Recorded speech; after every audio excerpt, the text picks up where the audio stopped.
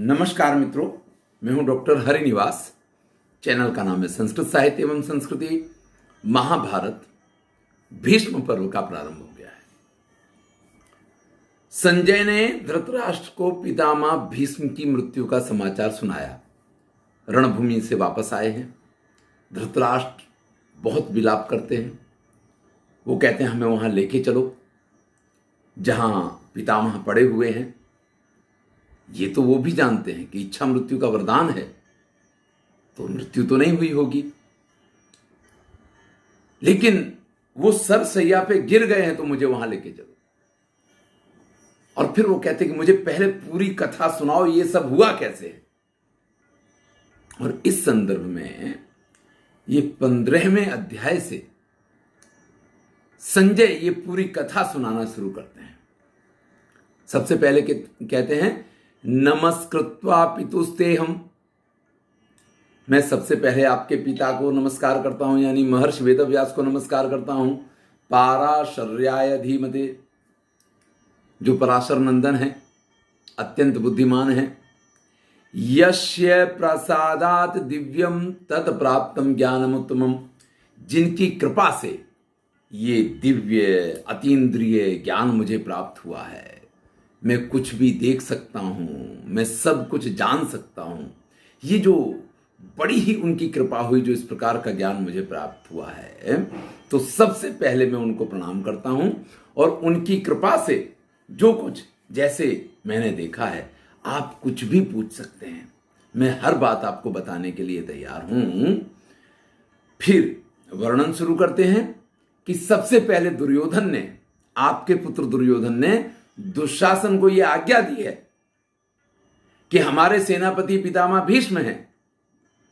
और शिखंडी, देखिए ये सबको पता है कि शिखंडी ने जन्म ही पितामह की मृत्यु के लिए लिया है, उनको मारने के लिए लिया है। यही वरदान उसने प्राप्त किया है।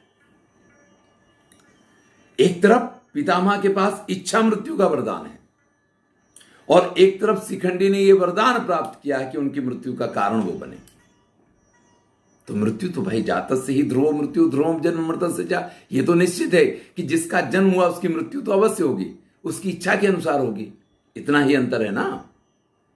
तो सबको यह पता है कि शिखंडी पितामह की भीष्म की मृत्यु का कारण हो सकता है। इसलिए दुर्योधन ने यह कहा है कि भाई सब मिलकर के पितामह की रक्षा करेंगे, क्योंकि अरक्ष्यमाणम ही ब्रुको हन्यात सिंहम महाबलम, अगर सिंह भी उसकी रक्षा ना की जाए तो शियार भी सिंह का शिकार कर लिया करते हैं। तो इस सिंह को भी सुरक्षा की जरूरत होती है। हम सब मिलकर के पितामह की रक्षा करेंगे और पितामह हमको विजय दिलाएंगे। ये मूल मंत्र है यहां दुर्योधन का। संरक्ष्यमाणः पार्थेन भीष्मेण च विवर्जितः यथा न हन्यात गांगेयम दुस्शासन तथा कुरु। और दुर्योधन ने दुस्शासन को यह आज्ञा दी है कि पितामह भीष्म की रक्षा इस प्रकार से करो कि अर्जुन के द्वारा सुरक्षित वो शिखंडी पितामह भीष्म के पास भी ना आ पाए। बस यही हमारी विजय का मूल मंत्र है।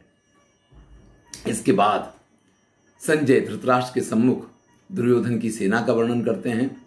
यहां पे 10 महारथी जो एक एक अक्षौहिणी सेना के इस समय स्वामी हैं, उनका वर्णन किया है। शकुनी, शल्य, जयद्रथ, विंद, अनुविंद, कैकेय, काम्बोज नरेश सुदक्षिण, कलिंग नरेश श्रुतायुध, जयतसेन, बृहदबल, कृतवर्मा। ये 10 ऐसे योद्धा हैं जो एक एक अक्षौहिणी सेना लेकर के दुर्योधन की तरफ से उनके सेनापति बनाए गए हैं और युद्ध करने के लिए और पितामह भीष्म का साथ देने के लिए तैयार हैं। अब आपको याद होगा कि 11 अक्षौहिणी सेना थी, तो एक अक्षौहिणी सेना कहां चली गई है? तो जो 11वीं अक्षौहिणी सेना है, एकादशी धार्तराष्ट्रा कौरवाणाम महाचमू अग्रतः सर्वसैन्यानाम यत्र शांतनु गृणी। कहा तो यही जा रहा है कि कौरवों की पक्ष की ये जो 11 अक्षौहिणी सेना है, उसके मुख्य सेनापति पितामह भीष्म बने हैं। लेकिन वर्णन में हम देखते हैं कि यहां 10 अक्षौहिणी सेना और उनके सेनापतियों का वर्णन पाया जाता है। क्योंकि आपको याद होगा कि पितामह भीष्म ने कर्ण के शस्त्र रखवा दिए थे कि जब तक मैं युद्ध करूंगा तब तक कर्ण युद्ध नहीं करेगा। तो कर्ण अकेले नहीं है, कर्ण के साथ उनके जितने साथी हैं, उनका पुत्र वृषसेन है, ये जितने भी लोग हैं उन सब ने अपने अपने हथियार रख दिए हैं। यानी कर्ण की पूरी एक अक्षौहिणी सेना इस समय युद्ध में नहीं उतरी हुई है। इसलिए यहां ये 10 अक्षौहिणी सेना का वर्णन पाया जाता है। पितामह भीष्म का जो रथ है उसके ऊपर जो ध्वज लगा हुआ है उसमें ताल के वृक्ष बने हुए हैं। अगर आपको विराट पर्व का वो युद्ध याद हो तो उसमें इसका वर्णन आया था। उत्तर कुमार से कई बार अर्जुन ने कहा था कि वो ताल वृक्ष के चिन्ह जहां बने हुए हैं उस ध्वज वाले रथ के सामने मेरे रथ को लेके चलो, यानी पितामह भीष्म के सामने मेरे रथ को लेके चलो।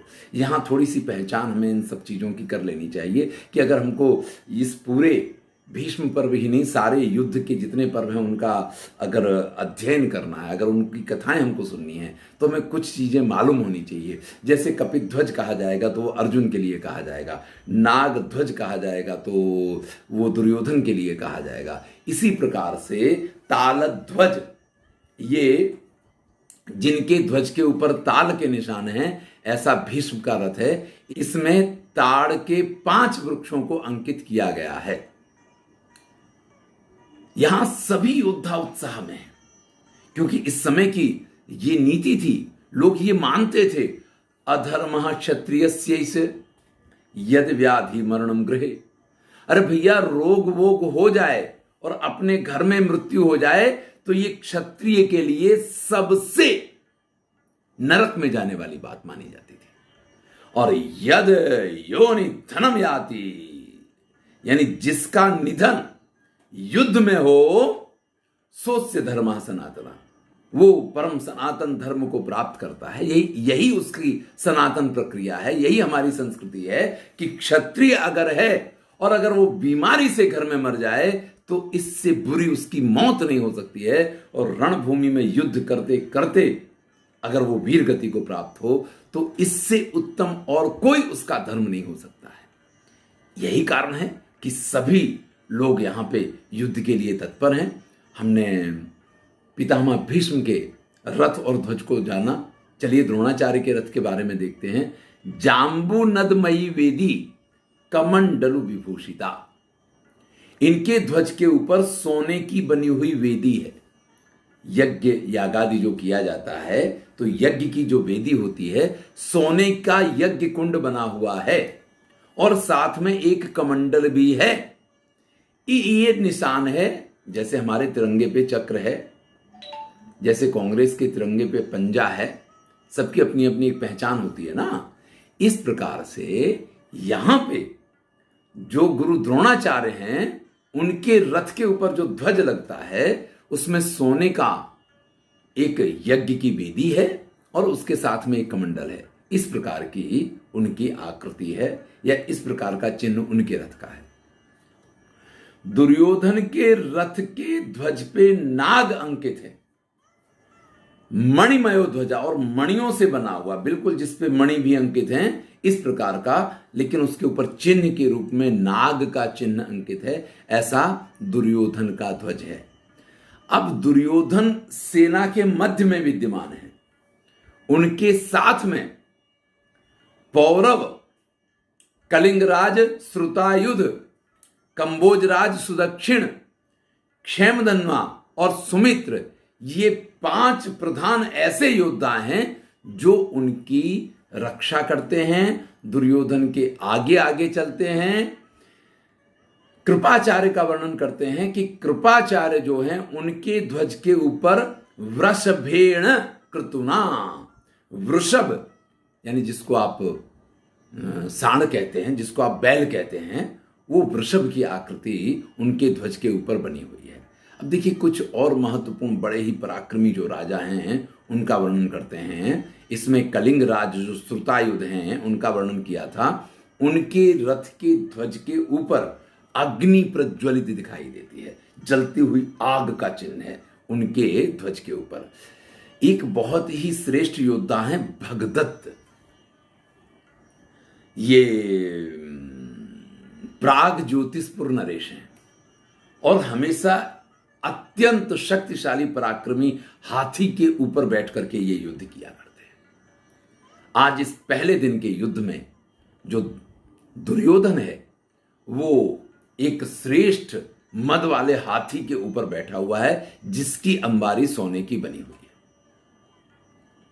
कौरवों की सेना में जैसे ही प्रस्थान का नंबर आया, एकदम एक कोलाहल, एक आनंद का वातावरण है कि भाई आज तो हमें जो हमारा धर्म है, क्षत्रियों का जो सौभाग्य है, वो करने का एक अवसर मिल रहा है। पूरी कौरव सेना की व्यूह रचना हुई है। उस व्यूह रचना को जब युधिष्ठिर देखते हैं तो युधिष्ठिर को बड़ी चिंता हो जाती है। वो कहते हैं कि भाई इतनी विशालकाय इनकी सेना है और उसका नेतृत्व स्वयं पितामह भीष्म कर रहे हैं। अरे भैया, कैसे हम इसका सामना कैसे करेंगे? फिर उनको याद आता है और वो कहते हैं कि बृहस्पति ने अपनी नीति में ये कहा है कि अगर हमारे पास छोटी सेना हो और सामने बहुत बड़ी सेना हो तो सूची मुख अनेकम स्याद अल्पानाम बहुभी सहा। अगर किसी छोटी सेना को बड़ी सेना के साथ युद्ध करना हो तो सूची मुख, जैसे सुई होती है ना, इस प्रकार का व्यूह रचना करनी चाहिए कि जिस व्यूह रचना के माध्यम से आप विशाल काय सेना के अंदर प्रवेश करके उसको तितर बितर कर सकें। आपको याद होगा इनके सेनापति दृष्टिद्युम्न है, लेकिन मैंने आपको बताया था कि उल्लेख यह है कि दृष्टिद्युम्न इनके सेनापति हैं, लेकिन सारी जवाबदारी अर्जुन के ऊपर है। इसलिए यहां पे अर्जुन उनसे ये कहते हैं, एष व्यूहामिते व्यूहम राजसत्तम दुर्जयम अचलम नाम वज्राख्यम विहतम वज्रपाणिनाम। आपकी बात बिल्कुल सही है। सूची मुख प्रकार का ही छोटी सेना को अपनी व्यूह रचना में व्यूह बनाना चाहिए, क्योंकि यही उसको विजय दिलाता है। लीजिए, मैं आपकी आज्ञा से यहां पे वज्र नाम का व्यूह बना रहा हूं। देखिए, वज्र में भी आगे एक हिस्सा होता है और वज्र की जो डिजाइन होती है उसमें 6 पांख जैसी होती हैं और पीछे भी उसमें पकड़ने का, तो वज्र जो होता है उसी की यहां जो नाम है उसी प्रकार की उसकी व्यूह रचना है। तो मैं ये वज्र नाम का व्यूह बना रहा हूं, जिसका निर्माण स्वयं इंद्र ने किया है, यानी इसका आविष्कार इंद्र के द्वारा किया गया है। अचलम, और ये ऐसा व्यू होता है कि इसको न तो तोड़ा जा सकता है और न ये छिन्न भिन्न हुआ करता है। सह न पुरोयोत से वही भीमा प्रहरताम वरा। अब इसमें सबसे आगे कौन योद्धा है वो बड़ा महत्वपूर्ण होता है, क्योंकि वज्र का अग्रभाग नुकीला हुआ करता है। तो इस जगह पे हमारे बड़े भैया भीम जो हैं वो युद्ध करेंगे। आप समझ लीजिए, इन भीम ने प्रतिज्ञा की हुई है कि सभी कौरवों को मैं मारूंगा, सभी 100 भाइयों को कौरवों को मैं मारूंगा। तो इनको देखते ही कौरवों की सांसें वैसे ही अद्धर हो जाती हैं। इसलिए यम दृष्ट्वा कुर्वा सर्वे दुर्योधन पुरोगमा निर्वर्तिष्यन्ति संत्रस्ता सिंहम क्षुद्र मृगायथा। महर्षि वेदव्यास वर्णन कर रहे हैं कि जैसे सिंह को देख करके सारे प्राणी जो हैं इधर उधर भाग जाते हैं, इसी प्रकार से जब हमारी सेना के आगे आगे भीम चल रहे होंगे तो दुर्योधन के साथ सारे कौरव डर के इधर उधर छुप जाएंगे। आप ये बिल्कुल मान के चलिए। और हमारे बड़े भैया वृकोदर का सामना कर सके ऐसा कोई योद्धा इस संसार में नहीं है। नहीं सोचती पुमान लोग के या संक्रुद्धम विकोदरम द्रष्टुम अति उग्र कर्माणम विषहित नरसर स्वभाव। यानी अगर क्रोधित होकर के भीम रणभूमि में युद्ध कर रहे हैं तो किसी की ताकत नहीं है कि उनको बर्दाश्त कर पाए, उनका सामना कर पाए। इसलिए जब हमारी सेना के आगे इस वज्र के अग्रभाग में जब स्वयं भीमसेन युद्ध कर रहे होंगे तो उनकी रक्षा की जवाबदारी किसकी किसकी। देखिए वहां कहा था दुशासन से कहा था कि आपको भीष्म की रक्षा करनी है। यहां भीम के लिए कहा गया है कि उनकी रक्षा कौन कौन करेगा, किस प्रकार से पूरा व्यू बनाया गया है। चलिए थोड़ा सा इसका वर्णन देख लेते हैं कि भीमसेन की रक्षा के लिए धृष्टद्युम्न, नकुल, सहदेव और धृष्टकेतु, ये 4 लोग उनके बिल्कुल साथ में रहेंगे। इसमें नकुल और सहदेव उनके रथ के पहियों की रक्षा करेंगे। ये कहा गया है यहां पे, चक्र रक्षोतु भीमस्य माद्री पुत्रो महाद्युतो द्रौपदेया ससौभद्रा पृष्ठ गोपास्त्रश्विना। और द्रौपदी के 5 पुत्र और सुभद्रा नंदन अभिमन्यु, ये उनके पीछे रहेंगे, उनके पृष्ठभाग की रक्षा करेंगे। और शिखंडी को साथ लेकर के अर्जुन जो हैं वो भीष्म के ऊपर आक्रमण करेंगे। सेनापति भीष्म है, जब तक आप भीष्म को नहीं मारेंगे, जब तक भीष्म का पराजय नहीं होता है, तब तक इस युद्ध में आप कुछ नहीं कर पा रहे हैं। जैसे शतरंज का गेम होता है ना, तो राजा को तो पराजित होना है, लेकिन जब तक उसके पास वजीर जिंदा है, राजा का कोई कुछ नहीं बिगाड़ सकता है, क्योंकि वो चारों तरफ दूर दूर तक मार कर सकता है।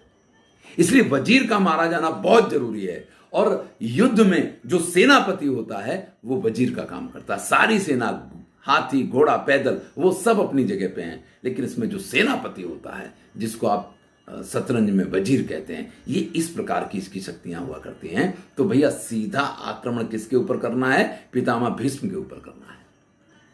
अब अर्जुन और शिखंडी उनके ऊपर आक्रमण करने जाएं तो अर्जुन के पीछे भी तो कोई होना चाहिए। तो अर्जुन के चक्र की रक्षा के लिए पांचाली के जो भाई हैं युधामन्यु और उत्तमौजा, ये लोग उनके साथ रहेंगे।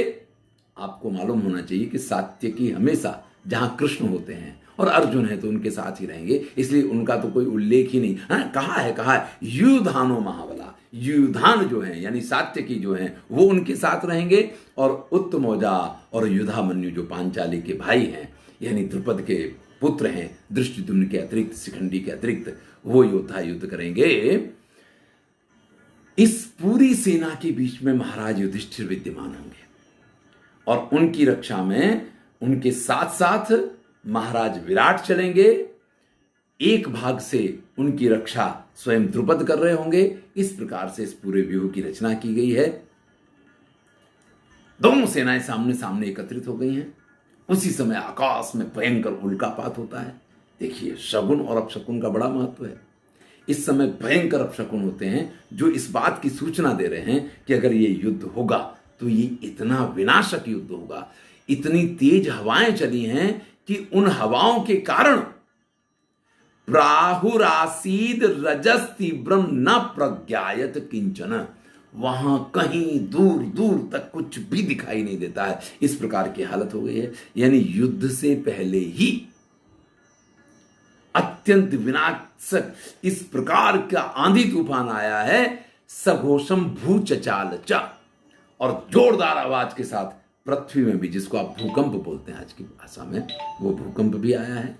चलिए भैया, अब ये युद्ध कैसे आगे बढ़ता है, सेनाएं एकत्रित हो गई हैं, व्यूह रचनाएं हो गई हैं, इसको हम अगले वीडियो में सुनेंगे। मैं हूं डॉक्टर हरिनिवास और चैनल का नाम है संस्कृत साहित्य एवं संस्कृति। महाभारत की श्रेष्ठ कथाएं चल रही हैं, आनंद लीजिए और अच्छा लगे तो मित्रों के साथ